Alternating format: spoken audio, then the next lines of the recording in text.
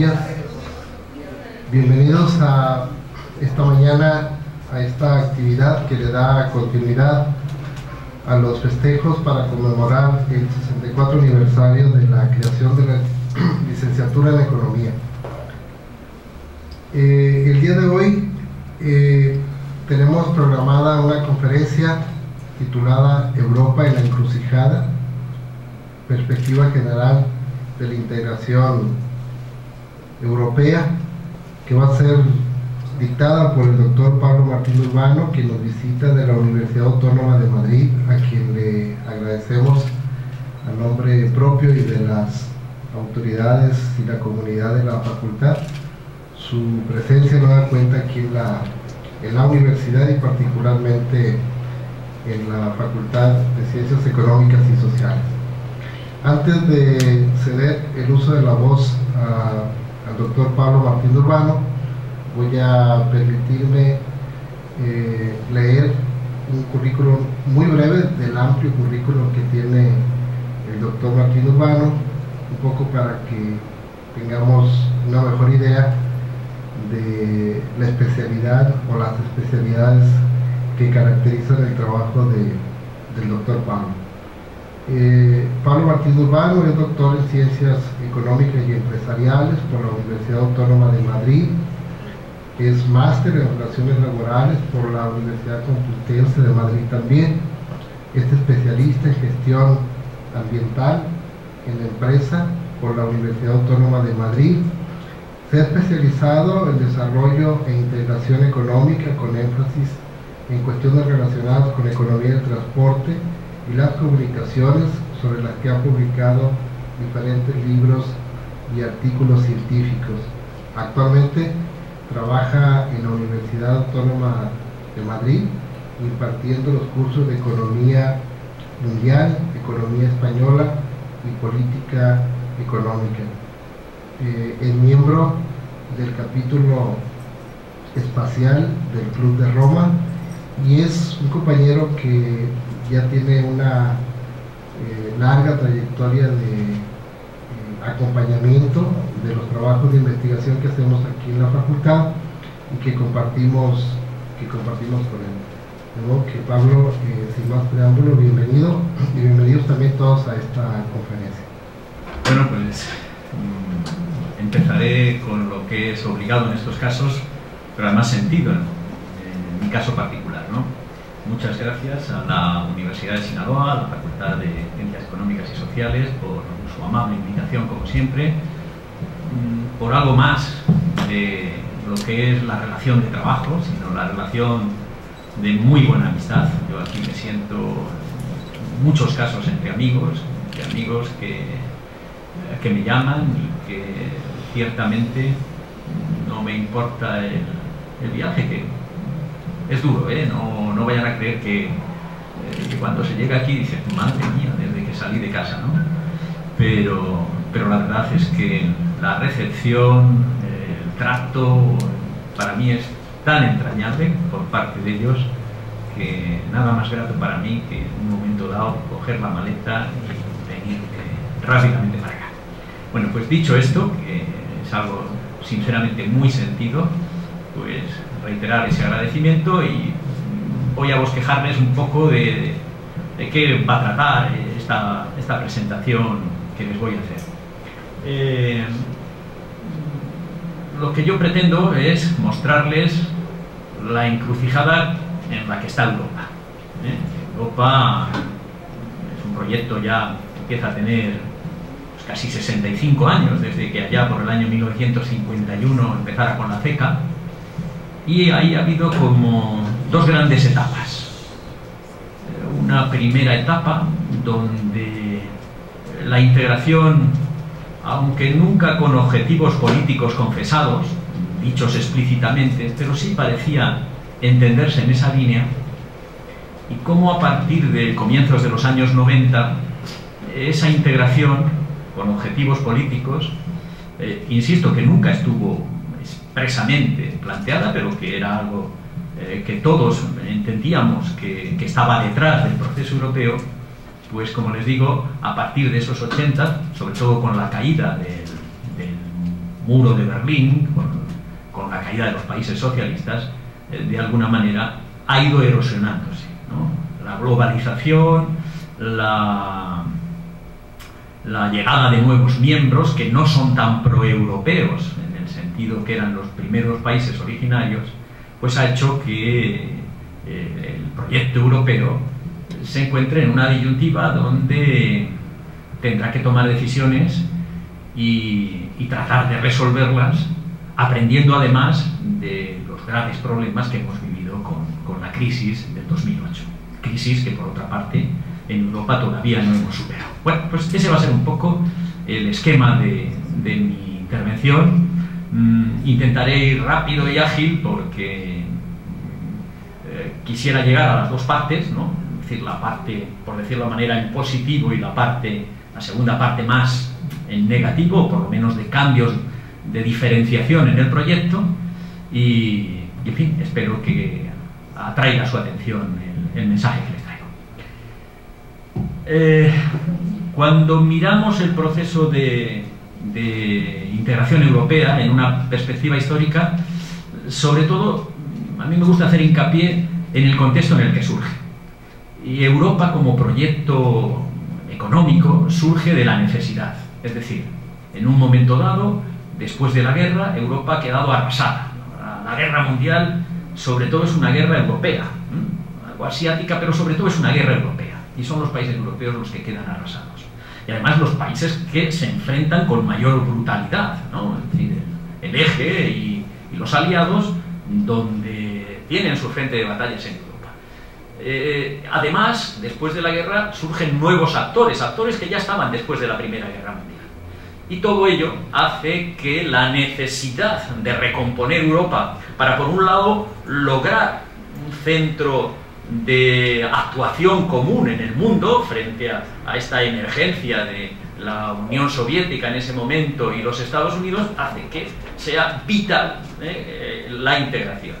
Y por otro lado, es importantísimo también, de alguna manera en ese momento, frenar el avance que se estaba dando entre los antiguos países, en el este europeo, el avance del comunismo, ¿no? Los países que van cayendo en la órbita de los países del este, y desde los Estados Unidos, que son uno de los grandes propiciadores del proyecto europeo, se ve la necesidad de mostrar que podría haber un capitalismo con rostro humano, sería la palabra, ¿no? Parafraseando aquella idea del socialismo con rostro humano que en algún momento en Checoslovaquia se intentó plantear. Bueno, pues que había un capitalismo con rostro humano, y que ese capitalismo con rostro humano suponía estados del bienestar, que eran estados presentables donde los avances y los progresos sociales eran posibles, y que convivían de alguna manera con la propia raíz capitalista de las economías europeas. Por tanto, Europa nace también como queriendo ser un escaparate frente a ese avance del comunismo, diciendo no es solo la solución comunista la que puede resolver los problemas de los trabajadores, de las clases medias y bajas en Europa, sino que también existe un modelo de capitalismo desde donde pueden ser resueltos esos problemas. Y eso da lugar, pues, al estado del bienestar europeo, que de alguna manera arraiga profundamente en la población y que siempre se entendió que era compatible con el mercado común europeo. Y la segunda fase, cuando les hable, pues iremos viendo que el acompañamiento de la Unión Europea de la globalización ha ido haciendo políticas que han ido poniendo en cuestión ese estado del bienestar, y que por tanto mucha gente ha visto en la Unión Europea el hacedor de ese nuevo modelo que atacaba, por decirlo de alguna manera, las bases del estado del bienestar. ¿De acuerdo? Entonces, ahí les tengo puestos algunos elementos que ya son menos relevantes, pero que de alguna manera hablan de todo esto que yo les he dicho. Se empiezan a intentar distintas fórmulas de asociación económica. Se intenta la Comunidad Europea de Defensa, que entre otras cosas intentaba también articular una industria defensiva. Se pone en marcha la EFTA. Esto es muy interesante tenerlo en cuenta. La EFTA nace como una alternativa diferenciada del mercado común, y la impulsa fundamentalmente el Reino Unido. Esto va a ser una constante. La presencia del Reino Unido, de Gran Bretaña en Europa, siempre ha sido una posición distante, donde algunos de los objetivos, por ejemplo, esa integración política que siempre, insisto, ha estado presente pero nunca escrita en los tratados europeos, de alguna manera los ingleses siempre lo han rechazado. Y ese rechazo de ese proyecto político pues ha hecho que los ingleses durante muchos años hayan sido un obstáculo en vez de una fuente de iniciativas, de fuerza para la integración europea. Por tanto, los ingleses, insisto, primero intentan la EFTA. La EFTA era una asociación de libre comercio. Las asociaciones de libre comercio, como ustedes seguramente saben, son asociaciones donde lo que se pone en común son el mercado de cada uno de los países, pero cada país sigue manteniendo su propia estrategia respecto de los demás fuera. Esa es un poco la situación en la que nos movemos. Por tanto, la EFTA quería ser una integración económica, sencilla, fácil, donde los objetivos fueran claramente económicos. Y frente a eso surge esa Unión Europea, que es de más calado, que quiere ir más allá, y que los ingleses inicialmente entendían que no era necesaria, o que al menos no era necesaria para sus intereses. Distintos proyectos han servido de modelo. La Alemania de Zollverein, que ya plantea cómo desde la unión económica es posible la integración política. El Benelux, que desde unas condiciones naturales de complementariedad de las economías, algo así como pasa aquí con las economías del noroeste, ¿no?, donde hay una gran complementariedad desde el punto de vista de la especialización productiva, pues cómo a partir de esa realidad es posible dar un paso, un salto más y construir un mercado común, que es lo que ya fue en realidad el Benelux. Y la CECA. La CECA es la primera gran experiencia de la integración europea. Es la primera gran asociación económica donde van a estar ya los países que van a formar parte del mercado. Y la CECA es fundamentalmente un intento de resolver los problemas que habían estado en la base de la confrontación entre los alemanes y los franceses durante la Segunda Guerra Mundial, confrontación que venía ya desde mediados del siglo pasado, o sea, desde mediados del siglo XIX. Era la lucha por el carbón y por el hierro para hacer acero. Y permanentemente las grandes zonas de producción de carbón y de hierro, en el Sarre, en la Alsacia, en la Lorena, habían sido el punto de enfrentamiento permanente de franceses y alemanes. Y entonces la solución que se les ocurrió en un momento dado a los padres de la integración europea fue decir, vamos a ver, si lo que estamos es yendo a conflictos permanentes por las necesidades que tenemos de acero, es decir, de carbón y de hierro, ¿por qué no hacemos un mercado? ¿Por qué no lo ponemos en común y que cada uno vaya y compre y utilice el acero que necesita? Y olvidemos entonces de la necesidad de dominar al otro. Ese intento sectorial, tratando de la producción del acero, es el que va a tener éxito. Y por tanto, cuando la Comunidad Europea del Carbón y del Acero, que es así como se llama la CECA, se ve que funciona, los europeos se plantean, bueno, ¿y por qué no podemos ir más allá? ¿Por qué no podemos empezar a avanzar? Y así es como se empieza un mercado común, que empieza en esa parte anaranjada que tienen ustedes en el mapa, a partir de donde luego se va extendiendo hacia Grecia, la parte verde que tienen ustedes en el mapa, hacia España y Portugal, en la península ibérica, un poquito más fucsia, que diríamos en mi pueblo. Luego desde ahí se hace la extensión hacia la zona del Mar del Norte, donde entran Inglaterra, Irlanda y Dinamarca. Posteriormente van a entrar los antiguos países neutrales, es decir, Suecia, Finlandia y Austria, y finalmente los países del este, cuando cae el muro, en dos tandas, ¿no? Una primera, los que estaban mejor preparados, y los más pobres, aquellos países que tenían más problemas, en este caso Rumanía y Bulgaria, que terminarán entrando en el 2007. Pero así se va conformando un proyecto europeo. Bueno, ese proyecto se inicia con el Tratado de Roma, que, como les decía antes, profundiza esa primera integración sectorial que había sido la CECA. Y ahora lo que se trata es de hacerlo para todos los sectores y, en definitiva, conseguir un mercado común europeo. Fíjense que en el preámbulo de ese Tratado de Roma se habla de que, determinados a establecer los fundamentos de una unión sin fisuras, más estrecha entre los países europeos. De alguna manera, eso, tal cual fue traducido en los tratados, era el gran objetivo del mercado común. Es decir, era un objetivo político. Y así lo habían hecho saber, de alguna manera, los negociadores iniciales. Esa era la traducción en el preámbulo de que había un objetivo político dentro de la Unión Europea. Y que ese objetivo político se iba a conseguir desde la Unión Económica.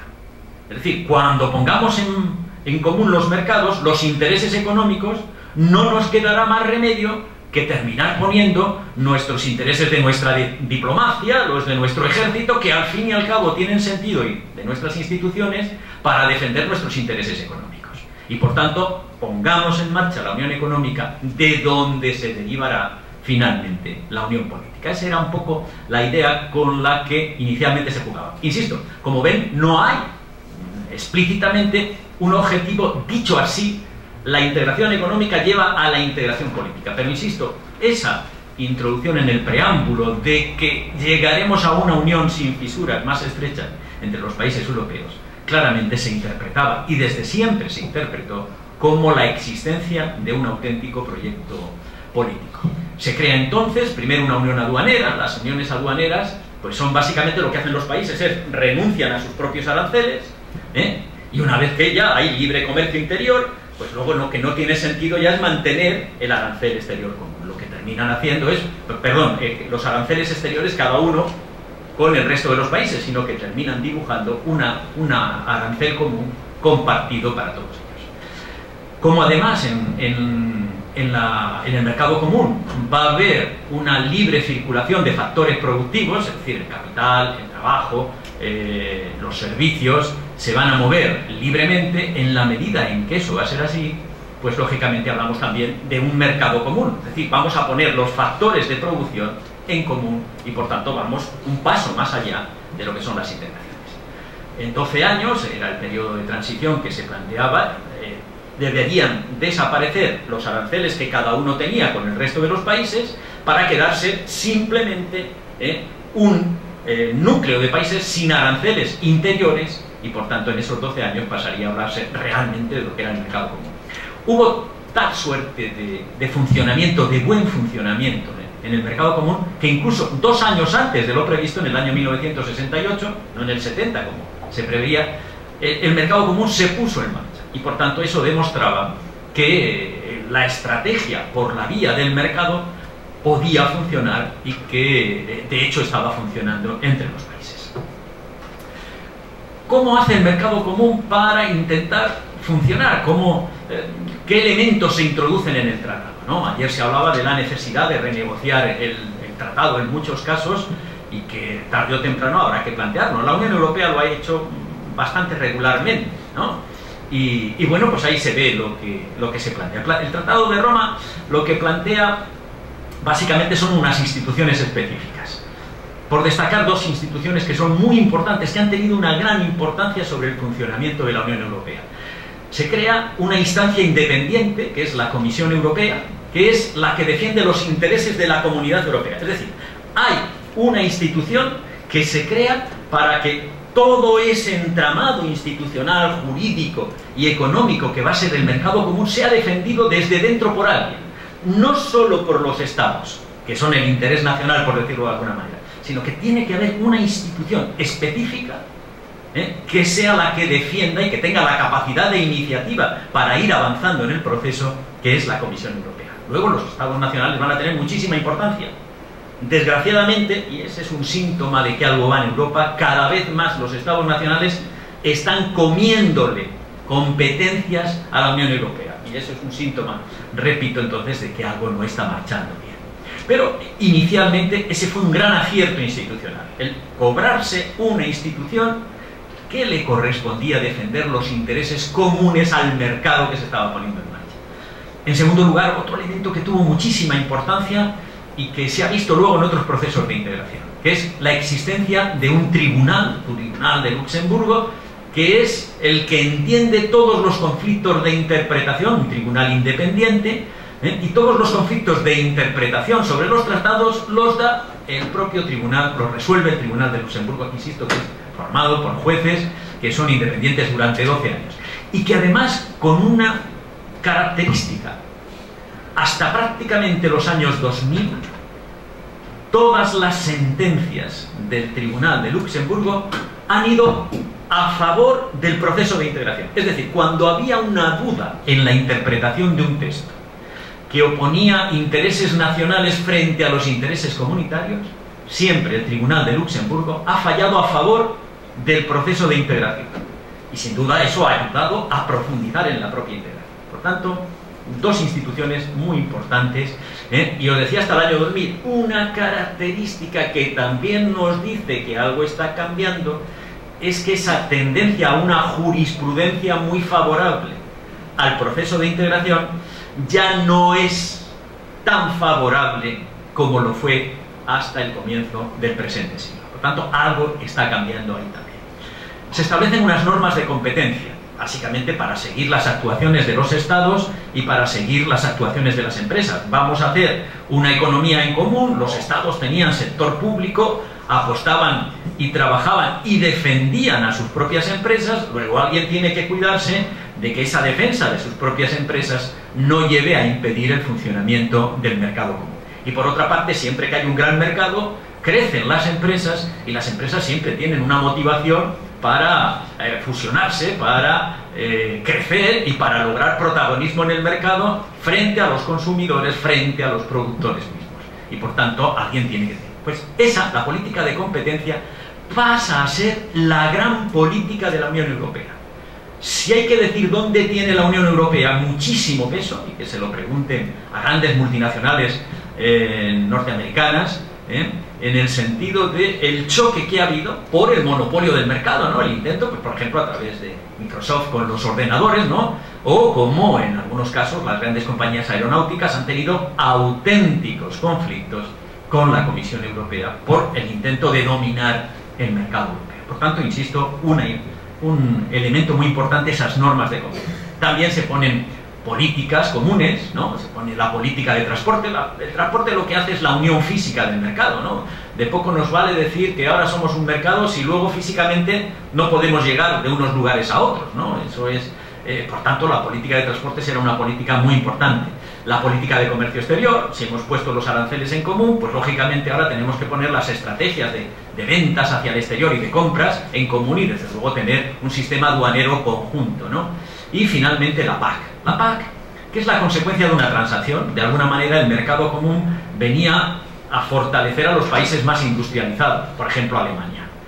Pero en aquel momento Francia es el granero de Europa. Francia era la gran economía agraria de los países que se fusionaban.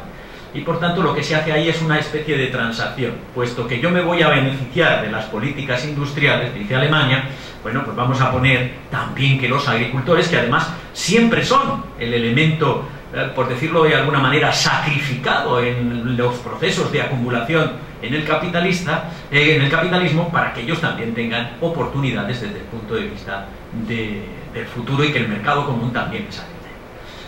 Se ponen en marcha las 4 libertades, es decir, la libre circulación de mercancías, la libre circulación del factor trabajo, la libre circulación de los servicios, es decir, el que un banco pueda prestar servicios en otro país, y la libre circulación de capitales. Hay que tener en cuenta que esta libre circulación de capitales se entendía siempre y cuando se entendía la libre circulación era necesaria para el buen funcionamiento del mercado. O sea, en todo lo demás no era necesariamente libre circulación de capitales, sino simplemente que el mercado común necesitaba esa libre circulación y, por tanto, para efectos de ese mercado se daba la libre circulación, no una libre circulación generalizada que justamente se va a dar entrando en los años 90. Hay normas fiscales comunes para evitar que la fiscalidad sobre los productos que se están circulando entre los países tengan un obstáculo. Hay un fondo social europeo. Se dice, hombre, si ahora va a haber un mercado europeo, es normal que muchas empresas se fusionen para tener más capacidad de estar en el mercado y que de ahí surjan reestructuraciones.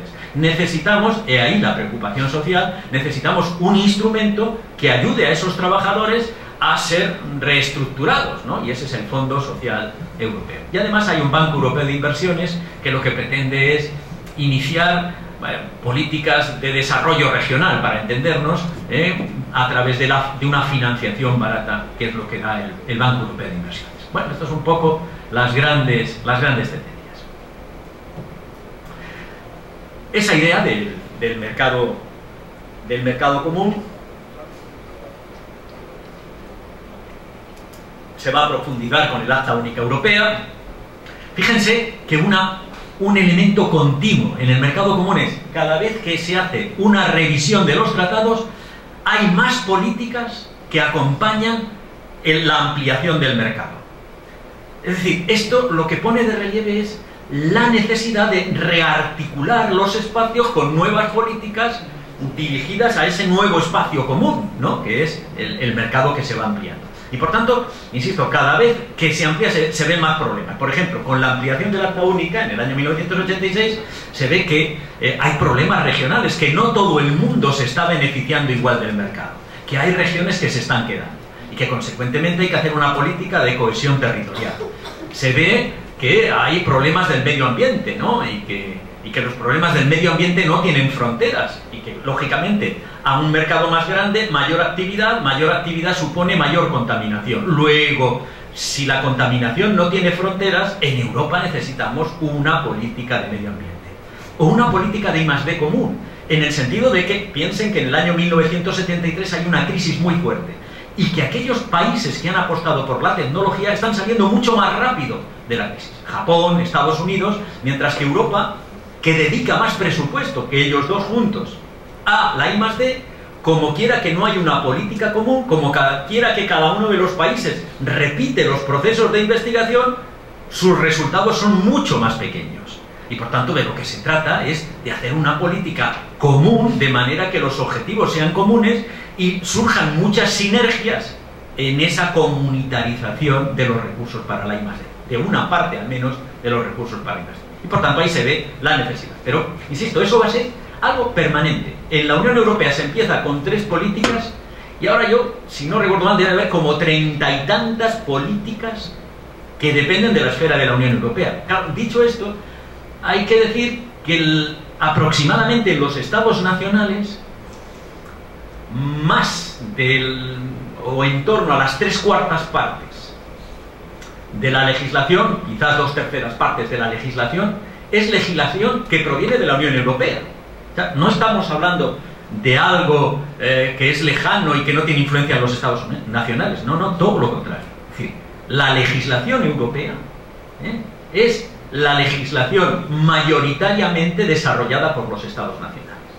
Y por tanto, eso nos da una idea de la importancia de esa existencia de esas otras políticas que acompañan. Bueno, el mercado único interior lo único que quería es, digamos que, completar el mercado único. Cuando el mercado común se pone en marcha, hay problemas fiscales todavía, hay problemas fitosanitarios, es decir, restricciones que, abusando de la situación clínica de los animales, de elementos técnicos, ¿no? Los enchufes eran de una manera en unos países, en otros, trataban de defender los mercados internos. Pues bien, lo que se intenta con el mercado único interior en el año 1993 es acabar con todas esas distorsiones que se habían ido viendo, que habían ido quedando, y cambiar claramente hacia un mercado de verdad integrado donde ya no hubiera ningún tipo de obstáculo. Y eso es lo que sencillamente se pone en marcha. Aquí ya llegamos a un punto de inflexión. El punto de inflexión, es decir, hasta aquí los procesos de integración han sido muy positivos. El punto de inflexión lo encontramos en el año 1992 con el Tratado de Maastricht. La Unión Europea ha visto caer el muro y dice, como ha caído el muro, necesitamos profundizar la integración. ¿Por qué? Porque van a venir muchos países. Por tanto, allí hay una clara idea de consolidar lo que ya estaba hecho, puesto que uno de los problemas que ha mantenido la Unión Europea es que conforme han ido ampliándose, cuantos más miembros ha habido, ha sido más difícil tomar las decisiones. ¿De acuerdo? Entonces, el Tratado de Maastricht ya define, fíjense, una unión cada vez más estrecha entre los pueblos de Europa, es decir, se habla todavía de que el proceso de integración es algo que no concluye solo en el mercado. Si hablamos de una integración cada vez más estrecha, es que afecta cada vez a más niveles y que, por tanto, parece decirse, el objetivo político sigue estando ahí. Queremos algún día ser un ente político que esté en la esfera mundial influyendo y defendiendo sus intereses. Fíjense, ya en el Tratado de Maastricht, que es del año 92, insisto, el muro se ha caído en el 89, esto es muy importante tenerlo en cuenta, es decir, los países comunistas han caído, la alternativa, la necesidad de ese espejo del estado del bienestar parece que ya no es tanta, ¿no? Ahora ya, como decía Fukuyama, la historia se ha acabado, ahora ya solo existe una unanimidad desde el punto de vista de las ideas, ha triunfado el capitalismo y, por tanto, ¿qué necesidad tenemos ya de mantener el estado del bienestar sobre el que había ido construyéndose el mercado común? Se habla incluso de la ciudadanía europea en el tratado, una ciudadanía que está por encima de la ciudadanía de cada uno de los estados, pero que obliga al resto de los estados en el exterior, por ejemplo, a ayudar a cada uno de los habitantes, de los pobladores de cualquier estado miembro, si allí no tienen representación política. En definitiva, parece que por ese lado el Tratado de Maastricht está dando pasos para mayor integración económica. Aparecen muchísimas nuevas políticas que acompañan la profundización en ese mercado. Las redes transeuropeas, es decir, infraestructuras europeas, una política industrial para Europa, defensa de los consumidores, una sanidad común, una educación con objetivos, puesto que al fin y al cabo la formación de la mano de obra termina siendo la que alimenta la libre circulación de trabajadores, y es importante, ¿no?, que todos los empresarios sepan que la acreditación que dan las distintas administraciones educativas responde a los mismos contenidos, ¿no? La formación profesional, la cultura, en definitiva, nueva cantidad de políticas que se van a gestionar desde la Unión Europea. Y la Unión, el Tratado de Maastricht introduce la moneda única. La moneda única, que lo que significa básicamente es que la política monetaria y cambiaria de la Unión Europea va a estar en manos de un banco, del Banco Central Europeo, y que la política presupuestaria de los estados nacionales va a verse condicionada. En el sentido en que, como ustedes saben, desde el punto de vista de la política económica, las políticas tienen que ir coordinadas. Es decir, yo no puedo estar haciendo desde el punto de vista de la política monetaria una política expansiva y desde el punto de vista fiscal una política contractiva, ¿no? Es decir, lo que estaría ganando por un lado lo estaría perdiendo por otro, ¿no? Y por tanto, las dos políticas tienen que situarse en la misma orientación, teniendo en cuenta la primacía que se da a la moneda y la exigencia de que los partidos de los países que vayan a integrarse dentro de la moneda tengan un saneamiento de las cuentas, porque no, aunque se pone la moneda en común, no se pretenden poner deudas en común. Ese ya es un dato significativo de que queremos estar juntos, pero que cuando tengamos que poner las deudas, ahí cada uno sus propias deudas. Ponemos la moneda, ponemos el banco, pero no ponemos las deudas en común. Entonces ahí algo nos dice que está cambiando.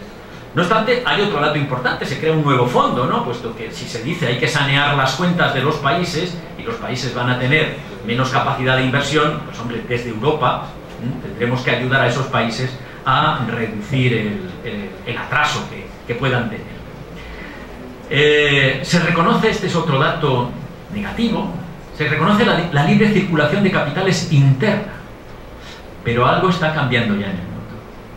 Los movimientos financieros, la libre circulación de capitales en el mundo empieza a ser una realidad, y es aprovechada la introducción de la libre circulación de capitales interna dentro de la Unión Europea para abrir la Unión Europea a la libre circulación global de capitales.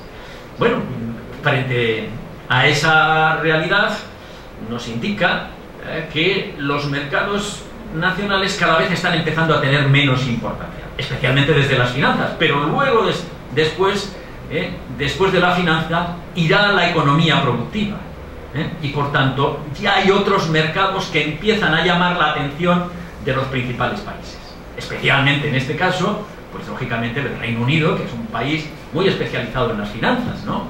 Pero también los alemanes empiezan a decir, si la globalización en definitiva lo que significa es la desregulación de los países y por tanto que en el fondo solo haya un mercado global, ¿para qué necesito yo un mercado europeo? Entonces ahí empieza de alguna manera a plantearse que ya hay otras necesidades que están variando el proyecto inicial. Además empieza a aparecer la Europa a la carta. Vuelvo otra vez. En esa Europa a la carta, es decir, ya no todos los países van a ir progresando al mismo ritmo. Hay países que dicen, no, yo me quiero quedar solo en el mercado común. Y hay otros que dicen, no, nosotros queremos llegar más lejos. Bueno, si vosotros queréis llegar más lejos, yo no paso de la zona del mercado. Es lo que se llama la Europa de geometría variable, donde unos dicen, yo me interesa solo el mercado, otros además quieren la Europa social, otros además quieren la integración política. ¿De acuerdo? Y el Reino Unido, vuelve otra vez, el Reino Unido es el primero que dice, yo me quedo fuera de la política social. Lo que pone de manifiesto que el Reino Unido tenía, no digo incompatibilidades con el mercado común, pero simplemente no sentía las mismas necesidades que el conjunto de Europa, lo cual además es explicable porque las islas tienen su propia dimensión del derecho laboral, del derecho social, muy diferente a la propia Europa continental. Pero es el Reino Unido el que se siente incómodo en la profundización de la integración. Además ya se ve la necesidad de empezar a tener, oiga, tenemos una economía en común, pero resulta que no tenemos las fronteras, la policía en común, sino que los ladrones pueden robar, podemos circular las mercancías, pero los ladrones, y pueden circular los ladrones, pero las policías no. Cuando llegan a la frontera tienen que pararse y decir, policía francesa, sigan al ladrón que yo ya no puedo seguirle, ¿no? Entonces ahí hacen falta mayor integración también desde el punto de vista de la seguridad interior, desde el punto de vista de la policía, y desde luego hace falta también empezar a poner más elementos de la política exterior y de la defensa en común. En definitiva, surgen nuevos pilares en lo que se ve una profundización de la propia política de la Unión Europea. En todo caso, y este es un dato, la mayor integración económica no enfrenta la mayor necesidad de un espacio político de la misma escala. Pasa como ha pasado en la globalización ahí en ese momento en la Unión Europea. La Unión Europea en ese momento da un salto importantísimo, es decir, ha llegado a una gran integración económica. Ya no solo es el mercado, va a poner juntos la moneda. Pero sin embargo no crea las instituciones un ministro de presupuestos, un presupuesto común, que sea el elemento que, digamos, permita equilibrar los desajustes que esa diferencia entre el mercado y los estados nacionales se ha producido, como ha pasado en la globalización. Hemos hecho un gigante económico sin ningún tipo de contrapeso, o con ningún tipo de contrapesos, quizás sería excesivo, pero con contrapesos demasiado poco desarrollados para que sean eficientes. Este es el mensaje. Y eso empieza a pasarle a la Unión Europea también. Se pone en marcha la Unión Europea.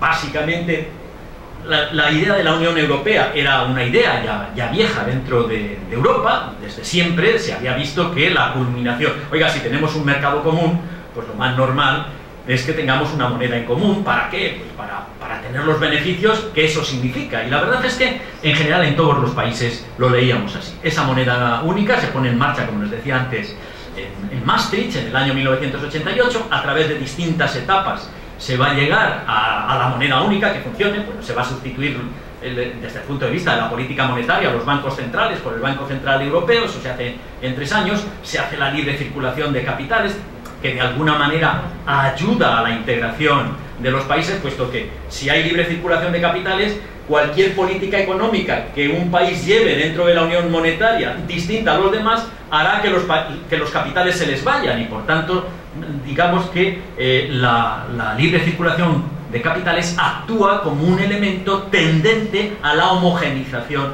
de las actuaciones de la política económica.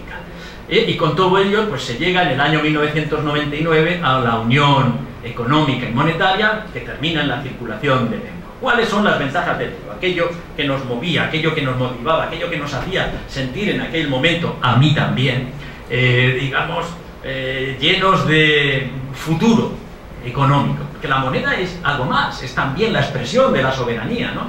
Bueno, pues tiene grandes beneficios. Uno primero, la estabilidad del poder de compra. Teniendo en cuenta que el modelo de política monetaria que se va a hacer en Europa es el modelo alemán y que el modelo alemán estaba pensado fundamentalmente para controlar la inflación, de hecho el Bundesbank tenía como objetivo fundamental el que la inflación, los precios se controlaran, no como la Reserva Federal, por ejemplo, estadounidense, que además tiene que conjugar sus medidas de control de precios con las medidas relacionadas con el nivel de empleo. En el caso de Alemania no, y el modelo de moneda que se traslada es el modelo alemán, y por tanto el Banco Central, por lo que va a tener una auténtica obsesión, es por los precios. Por tanto, todos sabíamos en Europa que introducir el modelo alemán daba estabilidad de precios, y eso bien que nos vino en el sur, donde teníamos siempre muchas tensiones inflacionistas, pero también nos llevó a un grave problema, que es a los problemas de la especulación. La gente, viendo que no iba a haber ya esos problemas de inflación, dijo, ahora me puedo endeudar a lo largo del tiempo, no voy a tener que pagar muchos intereses, puesto que no va a haber grandes procesos inflacionistas, puesto que el euro recupera el área marco, y los alemanes van a impedir que haya inflación. Y por tanto la gente se endeuda a largo plazo. Y ahí es donde se puede ver el principio de algunas burbujas especulativas, sobre todo con el sector inmobiliario, en el que mucha gente entró en aquellos años. Una siguiente ventaja son la eliminación de los costes de transacción. Sencillamente no voy a tener que pagar el tipo de cambio cada vez que tenga que hacer una actuación en Europa, por tanto eso también tenía una ventaja. Segunda ventaja, la transparencia en precios, ¿no? Muchas empresas del sur de Europa, cuando producían, ponían precios ya diferentes dependiendo de los mercados. Bueno, como hacen ahora la mayor parte de las grandes empresas multinacionales. Y por tanto, un traje en Madrid podía valer el mismo traje la mitad que en Alemania. Al haber ya una transparencia de los precios, al nominarse todo en euros, pues lógicamente ya cabía menos ese tipo de políticas y por tanto los precios tendían a homogeneizarse. Además, se eliminaban los riesgos del tipo de cambio, ¿no?, que habían afectado a muchos países. De repente un país devaluaba internamente dentro de la Unión Europea, eso generaba problemas a las empresas que ahora ya no se tenían. Y además nacía, y eso yo creo que el euro lo ha hecho relativamente bien, una alternativa global al dólar, ¿no? El dólar, en el sentido de ser la gran moneda internacional, pues eso daba muchas ventajas, entre otras, por ejemplo, poder financiarse y que la inflación que generaba al financiarse pues nos la pasara a todos los demás que teníamos siempre ganas de tener dólares, ¿no? Por tanto, eso es una gran ventaja para un país. Bueno, pues ahora ya la existencia de una moneda alternativa de alguna manera haría que los Estados Unidos también tuviera que conducirse con cierta mesura, ¿no?, en ese tipo de transacciones. Bueno, por tanto, había ventajas, no mirábamos mucho en las desventajas, pero las desventajas están aquí en las condiciones para entrar, que las tienen ustedes ahí en azul, en esos cuatro. Es decir, les decía yo antes, la moneda única no quiere países endeudados. Y lo primero que se establece es, si usted quiere formar parte de la moneda única, tiene que venir necesariamente con las cuentas públicas saneadas. Por tanto, reduzca usted su nivel de endeudamiento, reduzca usted su nivel de déficit. Además tenga poca inflación, porque altera la política de control de precios que va a tener el Banco Central, y controle usted sus tipos de interés. Bueno, eso era lo que se decía, ¿no?, en general. Por tanto, las condiciones eran muy severas. No se podía exceder el 60% de la deuda, no se podía exceder el 3% en déficit público, que de alguna manera es ponerse una camisa de fuerza en los estados a la hora de hacer política económica, porque uno de los objetivos básicos de la política económica, además de una correcta asignación, además de reducir las desigualdades, el motivo fundamental por el que existe la política económica es el gobierno del ciclo.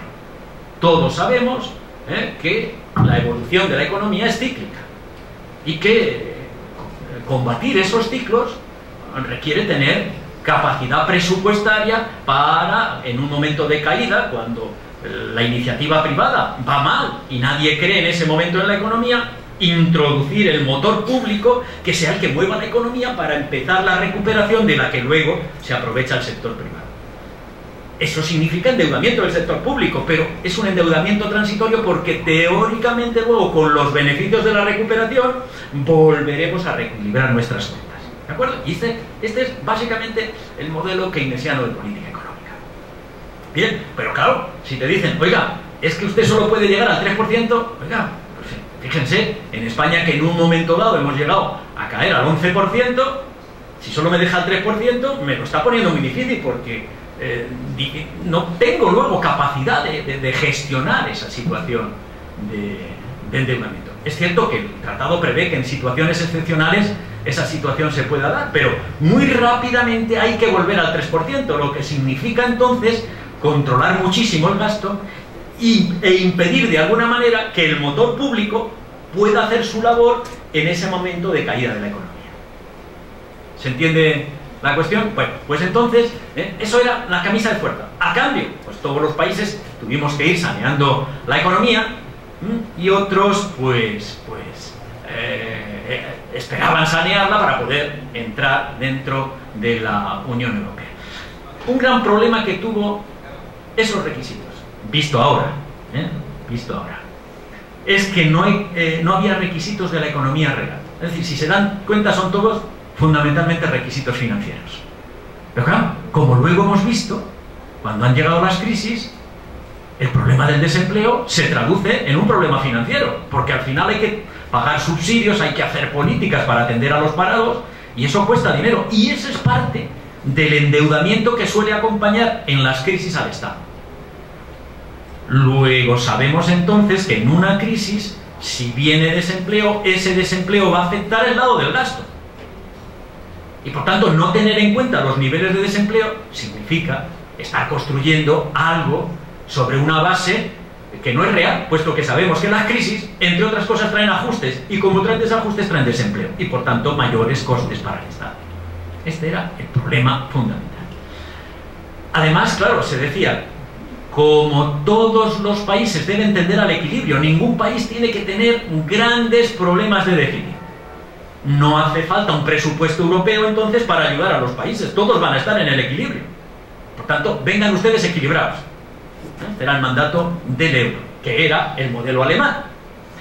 Y además, claro, si todo eso significa pérdida, lo que les digo en la última, pérdida de soberanía a la hora de gestionar claramente el ciclo. Los países se quedaban y el ciclo pasaba a ser gobernado fundamentalmente desde el Banco Central Europeo. Una institución, además, que no tiene presiones políticas, porque es absolutamente independiente. Y el Banco Central entonces imponía las políticas que creía buenas para su objetivo, que es controlar los precios, con independencia de todo lo demás, es decir, del empleo. ¿Me explico? Bien. Bueno, llegamos al eurosistema, hemos ido creciendo, por cierto, varios países no aceptan estar en la moneda única, Inglaterra entre ellos. Los oscuros, hay entre los que están cumpliendo las condiciones y entre los que han dicho no. Han dicho no Suecia, dijo no Dinamarca y ha dicho no Inglaterra. Bueno, no habían dicho no exactamente. Lo que habían dicho es que determinarían a través de un referéndum, cuando ellos creyeran que tendría que estar la cosa madura para hacerlo, la inclusión. Bueno, pues esos son los que entran. Las funciones del Banco Central Europeo, la más importante es que cuantifica la inflación y tiene que actuar y mantener la inflación, además en un nivel muy bajo, en el 2%. Claro, ¿eso qué ha significado? Otro de los grandes errores. Cuando ha llegado la crisis, el Banco Central ha intentado actuar con la política de tipos de interés para activar la economía, bajándolo. Pero si ya estás en el 2%, bajar los tipos de interés, enseguida llegas a cero. Cuando llegas a cero, ya no estimulas la economía. Es el gran problema que había. Todos los demás objetivos están muy bien, pero el objetivo fundamental ha sido este. cómo vas a funcionar la Unión Económica y Monetaria sobre la base de ese Banco Central, insisto, con un solo objetivo, el objetivo de precios, con un pacto de estabilidad y crecimiento que obliga a las políticas fiscales de los estados a no excederse. Es decir, tienen que tener las cuentas, mantenerlas saneadas y, por tanto, tienen que hacer coincidir su ingreso y su gasto, lo cual es muy difícil en situaciones de ciclo negativo, ¿no?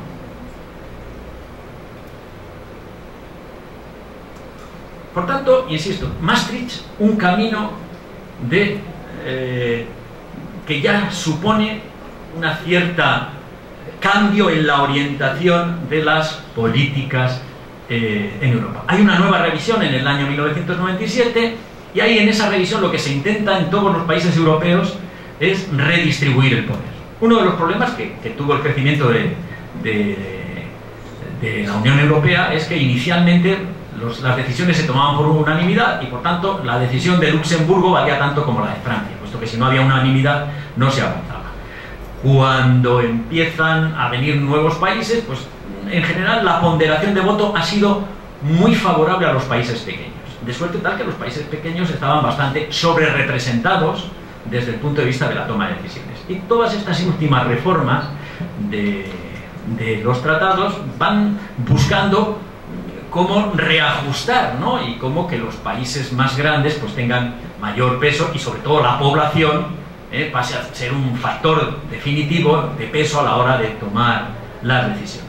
Se intenta con una nueva Constitución Europea. La Constitución Europea es un momento culminante, ahí es donde se tiene que definir cuál es el futuro. Si la Constitución salía adelante, la Constitución tenía un preámbulo muy explícito ya incluso de por dónde debería ir la integración y la integración política, y resulta que esa Constitución finalmente, por toda una serie de fallos a la hora de actualizarla y ponerla en marcha, es rechazada, y además es rechazada por dos países muy importantes. Entre los males de esa Constitución, para decirlo rápidamente, es que muchos desarrollos de los tratados, que habían sido ya desarrollos en políticas, se quieren pasar directamente a la Constitución, por decirlo de alguna manera. Es como si una ley reglamentaria quisiera hacerse constitucional, que deriva de la Constitución, que admite distintas interpretaciones.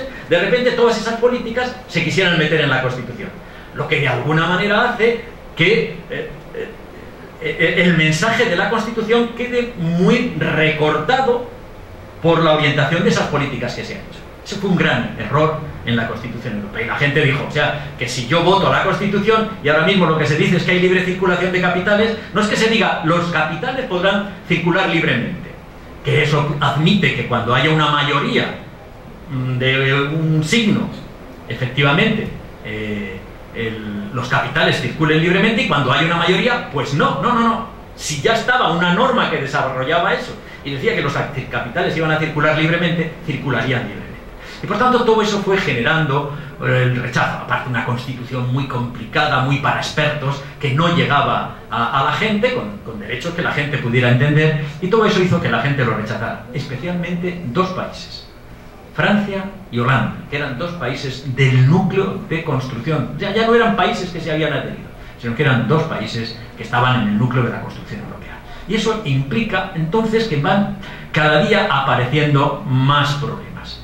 Eso se intentó resolver con el Tratado de Lisboa, diciendo, bueno, pues vamos a hacer un tratado ya sí más restrictivo, donde de alguna manera se recoge todo lo que había sido el mercado común, sí, pero donde quedan claras algunas líneas rojas.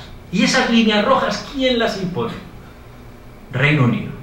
Reino Unido dice, no tengo problemas en que lleguemos a un acuerdo sobre un nuevo tratado, pero con una serie de líneas rojas.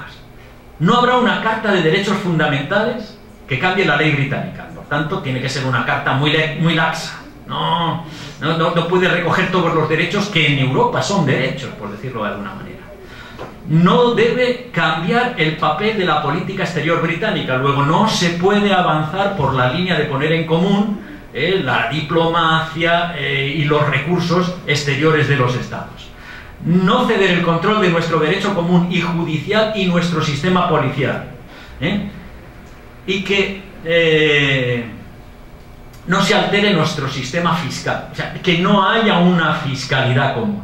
Por tanto, las posibilidades de llegar a ser un Estado en los que esos elementos son fundamentales se quedaban muy reducidas. Por tanto, eso nos estaba indicando claramente que ahí había un cambio ya de signo que anunciaba de alguna manera el Brexit que finalmente ha tenido lugar. Eso sí, les he puesto aquí porque sí, lo que sí se recogen son las competencias. Fíjense la cantidad de políticas a las que se han llegado. Hay políticas que son exclusivas de la Unión, muy importantes, la política monetaria, la política cambiaria, la política comercial, la política de competencia, luego otras menores, pero son el gran núcleo de las políticas, que dan mucho poder a la Unión Europea, pero claro, en algún caso no al ente político, sino al Banco Central Europeo. Luego hay competencias compartidas, donde legislan cada una de las partes, normalmente hay un desarrollo comunitario, y luego los países aplican internamente, según sus circunstancias, esos desarrollos comunitarios. Son lo que se llaman las directivas europeas. Y luego hay otras políticas que, aunque están sometidas a los Estados miembros, apoyan muchas de sus iniciativas, ¿no? Pues ahí estaría la política de turismo, cultura, este tipo de políticas. Bueno. Llegó la crisis del euro, y la crisis del euro lo que va a hacer... 5 minutos, ¿eh? La crisis del euro lo que va a hacer es sencillamente agravar muchos de los problemas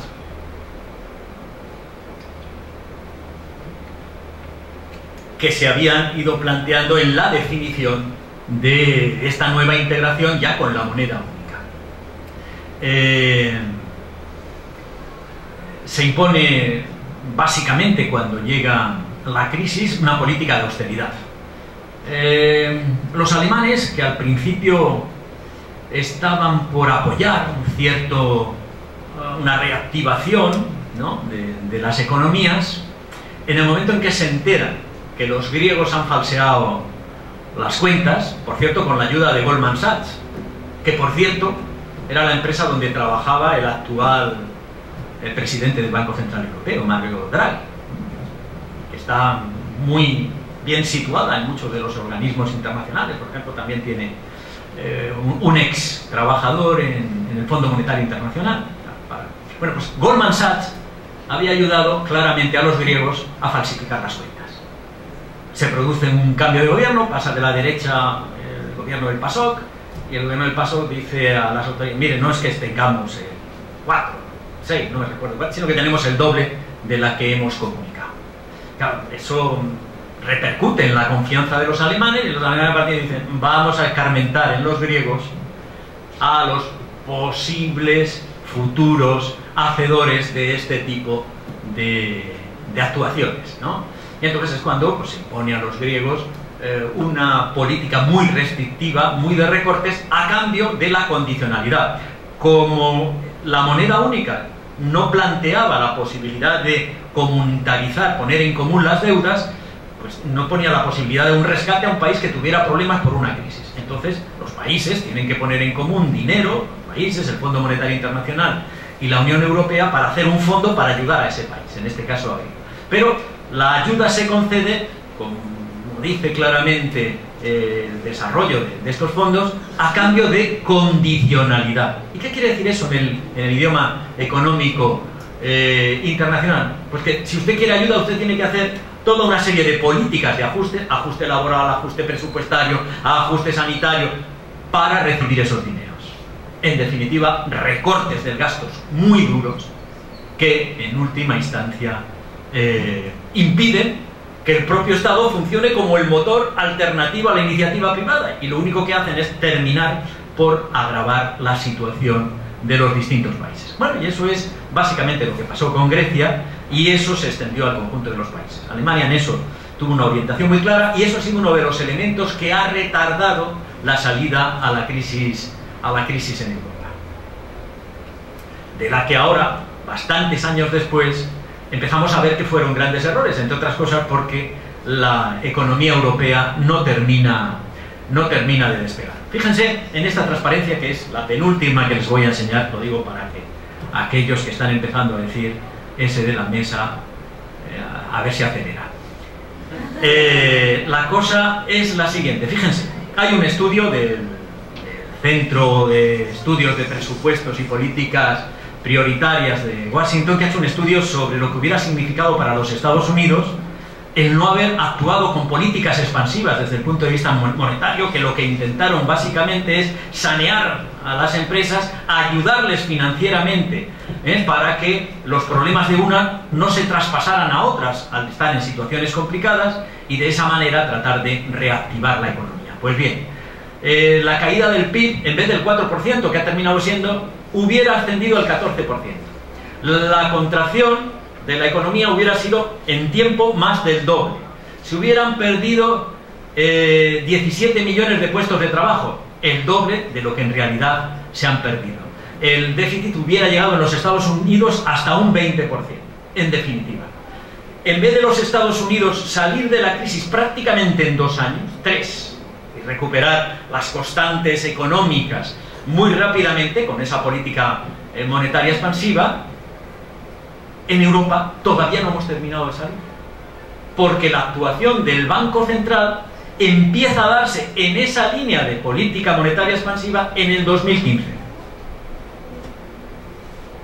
Y entre tanto hemos hecho políticas contractivas del gasto, insisto, dejar que en ese momento aquella única institución, no las empresas y las familias que tienen dueño y que cuando llegan la crisis dicen yo voy a invertir, hasta que no vea un escenario positivo no voy a invertir, sino que el Estado, que es el único que no tiene dueño, que representa a todos y que por tanto conscientemente puede decir voy a hacer políticas para activar la economía, se quedará sin recursos para intentar poner en marcha que con sus trabajos, con sus obras, con su activación de la formación, de la sanidad, de la educación, de las obras públicas, de las ayudas a las empresas, que con todo eso se reflotara la economía y que ese reflote de la economía desde lo público tirara del sector privado a ayudar a mejorar las expectativas para que la gente entrara. Pues no, eso no se ha podido hacer por la política de control del gasto. Y por tanto se ha demostrado que el Banco Central Europeo no ha sido una buena idea en su concepción y que desde luego no está dotado o que no estaba dotado para combatir la crisis. Algunas cosas se van haciendo, algunos de los errores cometidos se han ido resolviendo a lo largo del tiempo, pero llegamos a la pregunta, ¿no? ¿Y entonces qué hacer? Es decir, si el proyecto europeo se ve lastrado por la política del Banco Central Europeo, que no termina de ser un banco que ayude y que auxilie como la Reserva Federal al conjunto de los estados. Poca gente sabe, por ejemplo, que Florida y California quebraron con la crisis del 2007. Sí sabe todo el mundo que quebró Portugal, que casi quebró, Grecia, que casi quebró, que tuvimos problemas, España. Eso sí lo hemos sabido, no hemos conocido los problemas de esos. ¿Por qué? Porque la Reserva Federal lo que hizo es actuar como agente del Tesoro y rápidamente financiar la situación de dificultad de esos países. En Europa eso no se podía hacer. Entonces, bueno, ¿qué hacer? Pues tenemos dos vías. La vía de llegar a ser un país con un presupuesto, un país o por lo menos un conglomerado con un presupuesto que actúe y trabaje como la propia Reserva Federal norteamericana, o ir para atrás, ¿no? Entonces, para ir para atrás ya nos ha demostrado el Brexit lo que se puede hacer, pero los ingleses tenían una ventaja: no pertenecían a la moneda única. Es que la deuda española está nominada toda en euros. Si nosotros no salimos del euro, tendríamos graves problemas desde el punto de vista de que lógicamente nuestra moneda se depreciaría enseguida y por tanto toda la nominación en euros de la deuda haría que fuera mucho más grande. Por tanto, por ahí tenemos un problema. Hay muchos estudiosos ahora mismo que están trabajando estos temas de cómo salir de la Unión Europea y muchos de ellos han dado muchas fórmulas. Si quieren, luego en el coloquio hablamos de algunas salidas. Ir para adelante, es decir, acelerar la integración y ir hacia una integración económica y política, pues supone que hay que vencer muchas resistencias. Ya la de Inglaterra parece que la hemos vencido. Se han ido. Yo no soy de los que crea que sea un mal para Europa. Simplemente no han querido nunca estar en el terreno donde los demás queríamos estar. Y pues mira, pues ellos van a estar más cómodos, seguro, y nosotros también. No tengo ningún... Y luego el tiempo dirá. Yo no he llorado ni una sola lágrima por la salida de los ingleses. Lo digo con toda sinceridad, porque estoy convencido que además es bueno para todos. Pero el resto, tenemos muchísimos euroescépticos. Como ya sabía yo, pues que iba a ir mal de tiempo, pero vamos, les había preparado unas transparencias para que viéramos que tanto los antiguos países del este no tienen la misma idea que Europa. Para ellos Europa es la idea de un salvavidas, de algo que les ayude a protegerse frente a lo que ellos más temor tienen, que es el expansionismo ruso, por decirlo de alguna manera. Y por tanto eso es lo que han buscado. Y además pues han buscado participar de los beneficios un poco de la Unión, y que tampoco ha sido muy generosa, por decirlo de alguna manera, con su integración. Y los países antiguos nórdicos pues tampoco son unos países especialmente pro integración europea. Entonces pues lo que nos quedamos es el núcleo de los que había, y a partir de ahí habría que... Y entonces ahí es donde aparecen otras alternativas. A mí me gusta mucho la que plantea Piketty, que se ha hecho famoso, como ustedes ya saben, escudriñando y estudiando las cuestiones del reparto de la renta en el mundo, en el desarrollo capitalista, ¿no? Y cómo eso, pues, como siempre, cuando se acumula renta, unos acumulan porque otros no acumulan tanto. Y eso es una realidad en términos de economía. Y lo que hace es ponerlo de manifiesto a lo largo del tiempo, y además de una forma bastante categórica. Bueno, ¿qué dice Piketty? Pues lo que dice Piketty es que si queremos que la Unión Europea llegue a algún sitio, a través de una fórmula que existe dentro de la Unión Europea, que es esa geometría variable, el hecho de que poniéndonos de acuerdo unos podamos ir más allá que otros que no quieran ir tanto, pues se activa una especie de integración económica, y va a poder ser de más largo alcance, entre Francia, Italia y España, que sería un núcleo económico lo suficientemente importante como para que Alemania tuviera un contrapoder dentro.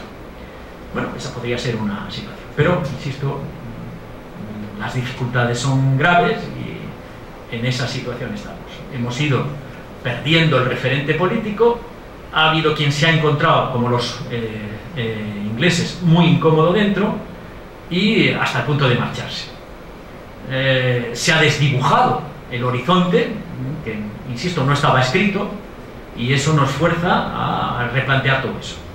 Yo lo que desde luego no quiero es quedarme en tierra de nadie, y eso es lo que en definitiva deberíamos resolver, salir del espacio donde estamos, que es un espacio en el que, sí es cierto, yo creo que todos estamos igual. Bueno, esto era en esencia lo que quería transmitirles, y si ustedes quieren, pues con mucho gusto quedo a su disposición para profundizar en cualquiera de estas cuestiones. Muchas gracias.